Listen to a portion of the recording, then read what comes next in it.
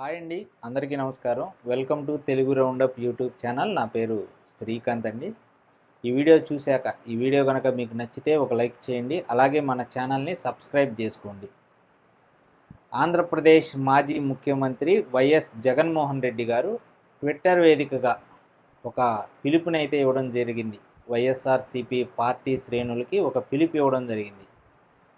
ఏదైతే ఈ నెల 28వ తారీఖు సెప్టెంబర్ 28వ తారీఖు వైఎస్ఆర్సీపీ శ్రేణులందరూ కూడా రాష్ట్ర వ్యాప్తంగా ఉన్నటువంటి అన్ని దేవాలయాలలో పూజలు నిర్వహించాలని ఆయన పిలుపునివ్వడం జరిగింది. దానికి గల కారణం ఆయన ఏం చెప్తున్నారంటే, తిరుమల లడ్డు వివాదాన్ని చంద్రబాబు నాయుడు గారు కావాలని సృష్టించారని, రాజకీయాల కోసం దేవుణ్ణి, తిరుమల లడ్డూను, వెంకటేశ్వర స్వామిని, ఆయన ప్రతిష్టను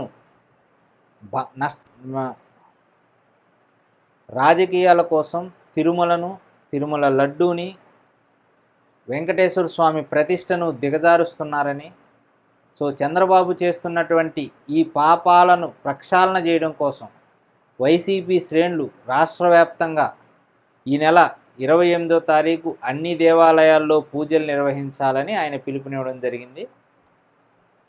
మరి ఆయన కూడా ఈ పూజల్లో పాల్గొంటారా లేదా అనేది తెలియదు.